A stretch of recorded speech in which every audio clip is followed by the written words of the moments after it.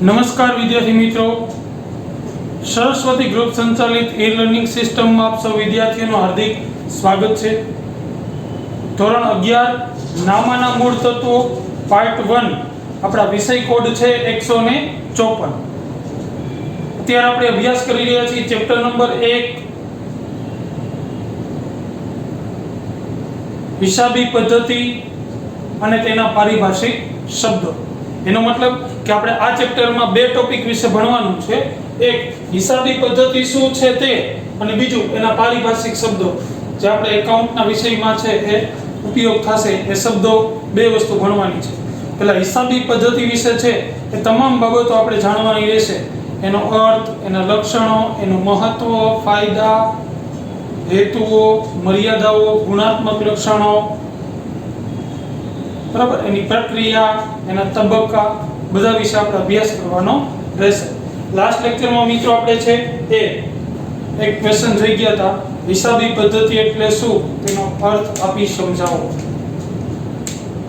Right, હવે બીજો question જોઈશું, ક્વેશ્ચન નંબર 2।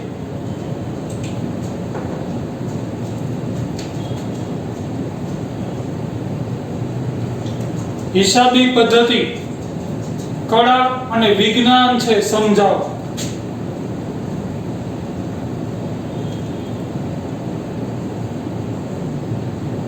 હિસાબી પદ્ધતિ કળા અને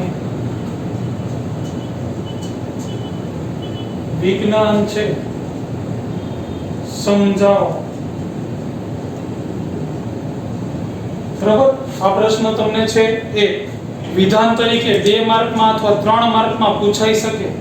બરાબર, સમજાવવાનું છે હિસાબી પદ્ધતિ કળા અને વિજ્ઞાન શા માટે છે તે। તો આપણે પહેલા જોઈએ હિસાબી પદ્ધતિ કળા તરીકે। તો અહીંયા આન્સર તરીકે તમારે છે લખવાનું રહે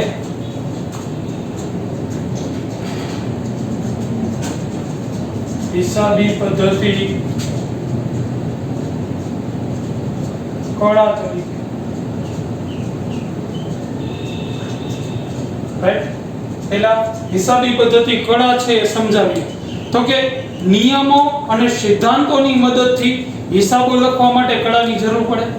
જો તમારી પાસે નિયમો ભરપૂર છે, હિસાબો લખવા માટેના નિયમો તમને આવડે છે, સિદ્ધાંતો બધાય ખબર છે, પણ એને એક્સપ્લેન કરવા માટે તો કે કળાની જરૂર પડે, લખતા આવડવું જોઈએ। રેડી, હિસાબી પદ્ધતિ વિજ્ઞાન સાથે કળા પણ છે। ફોર એક્ઝામ્પલ, તમારી પાસે ભરપૂર જ્ઞાન છે, બરાબર, તમે છે મેડિકલનો કોર્સ કરેલો છે અથવા તો ડોક્ટર માટેની ડિગ્રી મેળવેલી છે, પણ એની પ્રેક્ટિસ તમે નથી કરી, બરાબર।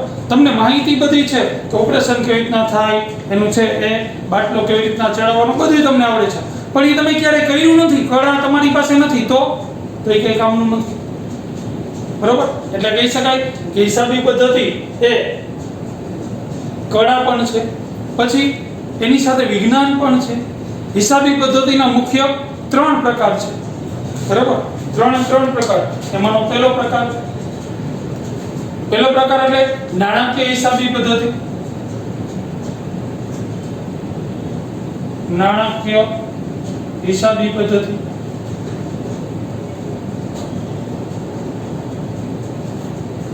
બીજું પેલું જોઈએ નાણાકીય હિસાબી પદ્ધતિ, બીજું પડતર હિસાબી પદ્ધતિ,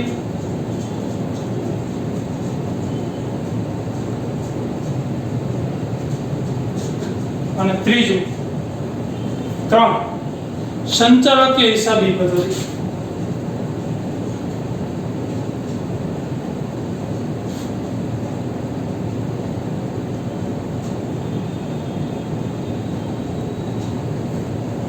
હિસાબી પદ્ધતિના મુખ્ય 3 પ્રકાર છે। હિસાબો 3 રીતે લખવામાં આવે, એક નાણાકીય હિસાબી પદ્ધતિને આધારે, બીજું પડતરને આધારે, અને ત્રીજું સંચાલકીય હિસાબી પદ્ધતિને આધારે। હવે હિસાબી પદ્ધતિની મર્યાદામાં રહીને ઉપર દર્શાવેલ એટલે કે આ ત્રણેયમાંથી કોઈ પણ પદ્ધતિ જ્યારે હિસાબો તૈયાર કરીને રજૂ કરવાના હોય ત્યારે વ્યક્તિગત કૌશલ્યની જરૂર પડે। બરાબર? આ ત્રણમાંથી કોઈ પણ પદ્ધતિએ તમે હિસાબો લખો છો, તમારી પાસે ભરપૂર એનું જ્ઞાન છે, સિદ્ધાંતો ખબર છે, નિયમો ખબર છે, પણ એ લખવા માટે તમારી પાસે કૌશલ્ય હોવું જરૂરી છે. દાખલા તરીકે તમે ધોરણ 11, 10માં કે 12માં છે એ હોય ત્યારે તમે ભરપૂર રીડ કરેલું છે, ભરપૂર છે, એ દાખલાઓ ગણેલા છે, બધું આવડે છે, પણ પેપર ક્યારેય તમે રાઈટ કર્યા નથી, લખેલા નથી, તો પરીક્ષામાં તમે યોગ્ય રીતે લખી શકશો નહીં. એની માટે કળા જોઈએ કે યોગ્ય સમયમાં યોગ્ય રીતે છે એ તમારો જવાબ છે એ રજૂ કરી શકાય. એના માટે કૌશલ્ય જરૂર પડે. તો આ ત્રણ પદ્ધતિમાંથી કોઈ પણ પદ્ધતિ હિસાબો લખતા હોય તો એ લખવા માટે વ્યક્તિગત કૌશલ્યની જરૂર પડે છે. બરાબર? એનો અર્થ એવો આપી શકાય કે સ્વરૂપ, અર્થ અને સ્વરૂપ બદલ્યા વગર એક જ બાબતને, અર્થ અને સ્વરૂપ બદલ્યા વગર એક જ બાબતને અન્ય કોઈ રીતે રજૂ કરવામાં આવે તેને કળા કહેવાય. જો તમે એક જ બાબત છે એ દર્શાવો છો, એનો અર્થ અને સ્વરૂપ ક્યારેય બદલાવા જોઈએ નહીં, પણ એ અન્ય કોઈ રીતે રજૂ કરવામાં આવે. પેપર તો છે લાખો વ્યક્તિઓ લખતા હશે, પણ એમાંથી તમારું પેપર અલગ કેમ નીકળે, કેમ તમારે 100 માંથી 100 આવે, તો એના માટે તમારે શું કરવું પડે? તો બધાય કરતા હોય નથી કંઈક અલગ, પણ અર્થ અને સ્વરૂપ એનો બદલાવો જોઈએ નહીં. જવાબ તો ઈ જ આવે. બરાબર? જે પ્રશ્ન પૂછાનો છે જવાબ તો ઈ જ આવે, પણ તમે લખો છો કઈ રીતના એ મહત્વનું છે. તો એની ઉપરથી એવું કહી શકાય કે હિસાબી પદ્ધતિ એક કળા છે. જ્ઞાન બધાય પાસે હશે, કૌશલ્ય કોઈ પાસે નહીં હોય. સિદ્ધાંતો બધાને ખબર હશે, પણ લખવાનું કૌશલ્ય હોવું જરૂરી છે. રેડી? તો આના ઉપરથી કહી શકાય કે હિસાબી પદ્ધતિ એક કળા છે. ત્યાર પછી બીજું જોઈએ, હિસાબી પદ્ધતિ વિજ્ઞાન તરીકે.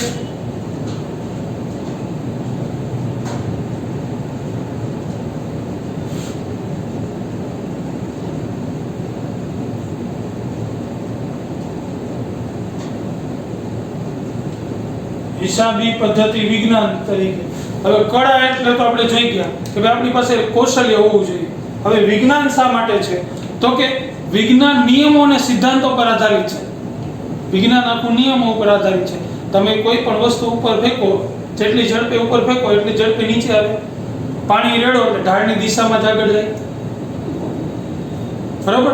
આ નિયમો અને સિદ્ધાંતો જેમ સર્વ સ્વીકૃત હોય છે તે મુજબ તેમ હિસાબી પદ્ધતિ પણ નિયમો અને સિદ્ધાંતો આધારિત હોય છે. તમે છે એ કોઈ પણ જગ્યાએ જાઓ, વિશ્વના કોઈ પણ જગ્યાએ અથવા કોઈ પણ દેશમાં, કોઈ પણ રાજ્યમાં, કોઈ પણ જિલ્લામાં જાઓ તો વિજ્ઞાનનો નિયમ તો એમ જ હોય. ત્યાં સવાર પછી સાંજ જ થાય, સવાર પછી બપોર જ થાય, બપોર પછી સાંજ જ થાય. રેડી? તો એ જ રીતના તમે દુનિયામાં કોઈ પણ જગ્યાએ જાઓ તો હિસાબો લખવાના નિયમો તો એવા જ રહે, એમાં કોઈ ફેરફાર થતો નથી. હિસાબી પદ્ધતિના નિયમોને આધારે વર્ગીકરણ કરીને આર્થિક વ્યવહારોને ચોપડામાં નોંધવામાં આવે. દરેક જગ્યાએ કોઈ પણ જગ્યાએ જાઓ એમ જ થાય. પેલા હિસાબી પદ્ધતિના આધારે છે એ નોંધ થાય, એનું વર્ગીકરણ થાય અને એના ઉપરથી તારણો કાઢવામાં આવે, ચોપડામાં લખી અને વ્યવસ્થિત નફો ખોટ શોધવામાં આવે. નિયમોને આધારે એક જ પ્રકારના વ્યવહારોની નોંધ જુદી જુદી વ્યક્તિઓ દ્વારા થતી હોય અને જે હિસાબો તૈયાર કરવામાં આવે તેની પ્રક્રિયા અને પરિણામો હંમેશા સરખા હોય. કોઈ પણ વ્યક્તિ હિસાબો લખે, એ એક્સ નામનો વ્યક્તિ હિસાબો લખે તોય ભલે, વાય નામનો વ્યક્તિ હિસાબો લખે તોય ભલે, અથવા કોઈ પણ વ્યક્તિ હિસાબો લખે તો એના નિયમો અને સિદ્ધાંતો એક હોવાથી છેલ્લે પરિણામ તો એક જ સરખું મળે. એનો મતલબ એવો કે તમે એકાઉન્ટ કે ગણિતનો કોઈ દાખલો ગણો છો, એ તમે ગણો તોય ભલે, અન્ય કોઈ વ્યક્તિ ગણે તોય ભલે, એનો જવાબ તો સરખો જ આવે. શું કામ? કારણ કે નિયમો પર આધારિત છે, સૂત્ર પર આધારિત છે, સિદ્ધાંતો પર આધારિત છે. આથી કહી શકાય કે નિયમો અને સિદ્ધાંતોના આધારે ચાલતી હિસાબી પદ્ધતિ એ વિજ્ઞાન તરીકે ઓળખવામાં આવે છે. આથી કહી શકાય કે હિસાબી પદ્ધતિ કળા અને વિજ્ઞાન બંને છે. ક્લિયર? ત્યાર પછીનો પ્રશ્ન ચોથો, આપણો ત્રીજો પ્રશ્ન, પ્રશ્ન નંબર 3. હિસાબી પદ્ધતિ ધંધાની ભાષા છે, સમજાવો.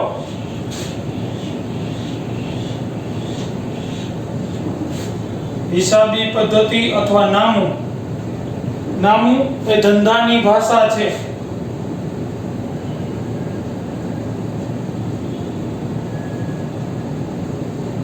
ભાષા છે સમજાવો. બરાબર. આ પ્રશ્ન તમને 2 માર્ક અથવા 3 માર્કમાં પૂછાઈ શકે. આ પણ વિધાન તરીકે તમને 3 માર્ક અથવા 4 માર્કમાં પૂછાઈ શકે. તો હિસાબી પદ્ધતિ એ ધંધાની ભાષા છે સમજાવો. હવે કોઈ પણ બાબતને અન્ય વ્યક્તિઓને સમજાવવા જણાવવા માટે આપણે ભાષાનો ઉપયોગ કરી. કોઈ પણ આપણી પાસે જે માહિતી રહેલી છે એ બીજાને આપવા માટે આપણે શેનો ઉપયોગ કરી? તો કે ભાષાનો ઉપયોગ કરી.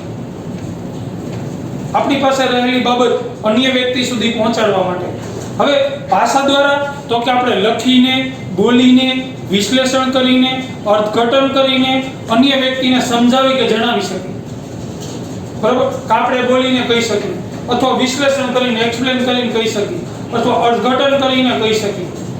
અન્ય વ્યક્તિને આપણે સમજાવી કે જણાવી શકીએ છીએ. બરાબર. પૂર્વ નિર્ધારિત નિયમોને આધારે જેમ ભાષાનો ઉપયોગ થાય છે તેમ નિયમોને આધારે હિસાબી પદ્ધતિનો પણ ઉપયોગ થાય.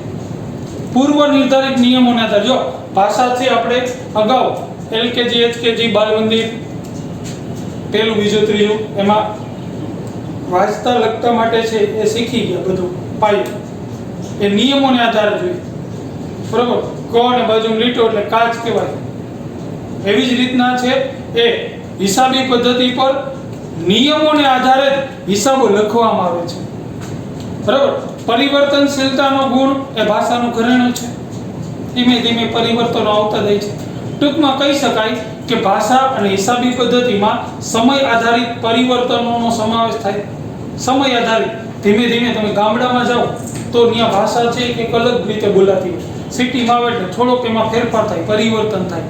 જ્યારે બાળક નાનું હોય ત્યારે એની ભાષા અલગ હોય. જો જેમ જેમ મોટું થાય એટલે એની ભાષામાં થોડો થોડો પરિવર્તન આવતું જાય. અભણ વ્યક્તિઓની ભાષા અલગ હોય.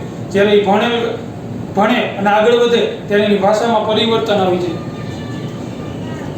એવી જ રીતના હિસાબી પદ્ધતિમાં પણ સમય અનુસાર પરિવર્તનો આવતા ગયા. આપણે જોઈ ગયા છીએ આદિમાનવ ધીમે ધીમે એમાં પરિવર્તન આવતું ગયું. એ લોકો જે પદ્ધતિ હિસાબો રાખતા દેશી નામા પદ્ધતિ ધીમે ધીમે રામાયણ, મહાભારત, મૌર્ય યુગ, સિંધુ ખીણની સંસ્કૃતિ, લોથલ, ધોળાવીરા વગેરે લોકો છે હિસાબો રાખતા.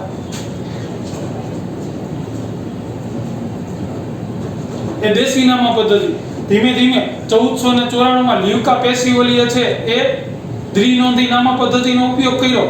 નિયમોને સિદ્ધાંતો બદલ્યા નથી. એ તો એનો છે લખવાની પદ્ધતિમાં પરિવર્તન આવ્યું. જવાબ તો ગમે તે પદ્ધતિએ તમે છે હિસાબો લખો, જવાબ તો સરખો જ આવે, પણ લખવાના સ્વરૂપમાં ફેરફાર થયો. પરિવર્તનશીલતાનો ગુણ એ ભાષાનું ઘરેણું છે. આ રીતના કહી શકાય કે હિસાબી પદ્ધતિ એ ધંધાની ભાષા છે. જે ભાષામાં પરિવર્તન આવે છે એ હિસાબી પદ્ધતિમાં પણ સમય અનુસાર શું આવતું જાય છે? પરિવર્તન આવતું જાય છે. ક્લિયર? તો આ બંને પ્રશ્નો છે તમારે વ્યવસ્થિત તમારા ચોપડામાંથી લખવાના રહેશે. પહેલો પ્રશ્ન તમે લખેલો હશે, બીજો પ્રશ્ન લખી અને સ્લાઇડમાં તમને જે પ્રમાણે પોઈન્ટ પ્રમાણે આપેલું છે એ લખી લેવાનું. લખાઈ જાય પછી જ્યાં જ્યાં તમને જરૂર પડે ત્યાં કલર પેનનો ઉપયોગ કરવાનો રહેશે. ત્યાર પછી ત્રીજો પ્રશ્ન લખવાનો અને જ્યાં જ્યાં જરૂર પડે ત્યાં કલર પેનનો ઉપયોગ કરવાનો રહેશે. રેડી? તો હવે પછીના લેક્ચરમાં છે એ આપણે હજી જે વિધાન તરીકે તમને 3 માર્કમાં કે 4 માર્કમાં પૂછાઈ શકે એવા 2 વિધાનોની ચર્ચા કરીશું.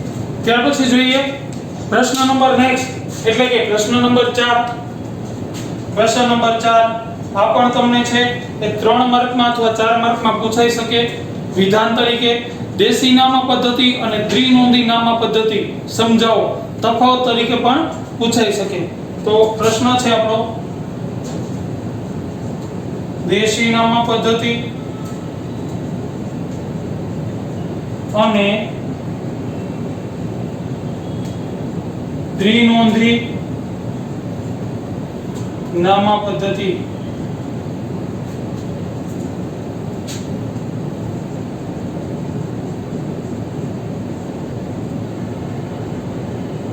સમજાવો.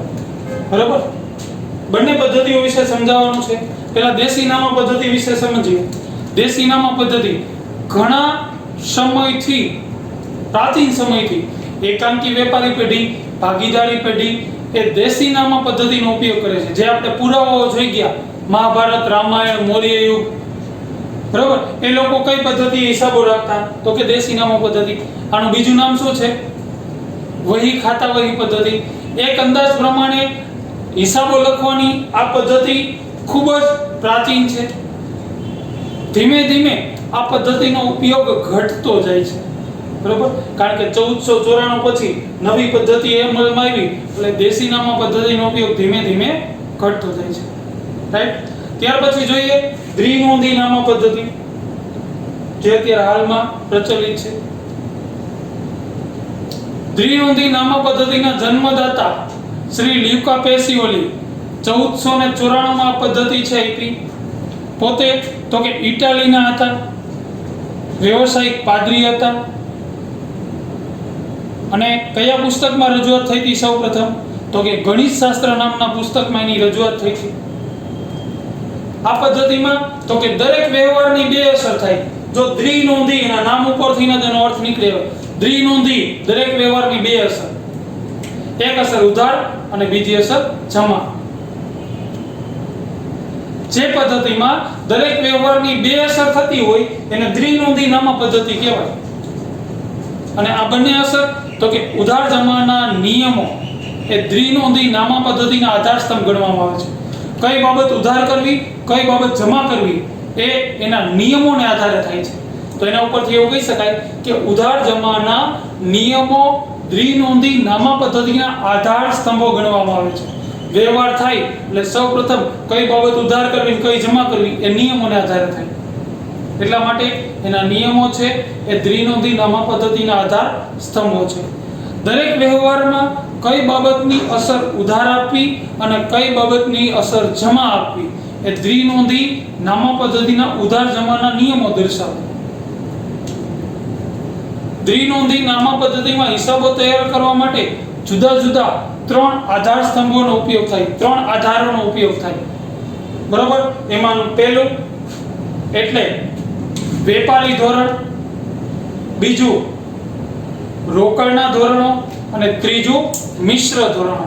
વેપારી ધોરણો એટલે તો કે માલ છે એ ઉધારથી વેચવામાં આવે, વેપારી શાખ મળે, બરાબર. પહેલા માલ ખરીદે ત્યારે પૈસા નહીં આપવાના, એનો સમયગાળો જ્યારે નક્કી થયો હોય ત્યારે પૈસા આપવાના. આ રીતના વેપાર થતો હોય તો એને વેપારી ધોરણો કહેવાય. રોકડના ધોરણો, વસ્તુ લ્યો તરત પૈસા દઈ દેવાના, વસ્તુ વેચો તો પૈસા લઈ લેવાના, ખરીદો ત્યારે પૈસા દઈ દેવાના, રોકડના ધોરણો. અને લાસ્ટ મિશ્ર ધોરણો, અડધા સાથે ઉધારમાં વ્યવહાર થાય, અડધા સાથે રોકડમાં વ્યવહાર થાય.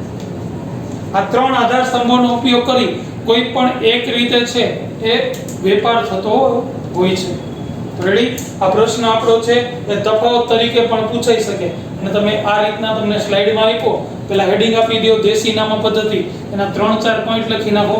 દ્વિનોંધી નામા પદ્ધતિ, એના 3-4 પોઈન્ટ લખી નાખો તોય ચાલે. અથવા તફાવતની રીતે લખો, બે ભાગ પાડી નાખો. એક બાજુ દેશી નામા પદ્ધતિ, દ્વિનોંધી નામા પદ્ધતિ. ક્લિયર? તો આ પ્રમાણે છે તમારે આ ત્રણેય પ્રશ્ન છે એ લખી લેવાના રહેશે. નેક્સ્ટ લેક્ચરમાં છે આપણે નવા પ્રશ્ન સાથે મળીશું. ઓકે મિત્રો, થેન્ક યુ.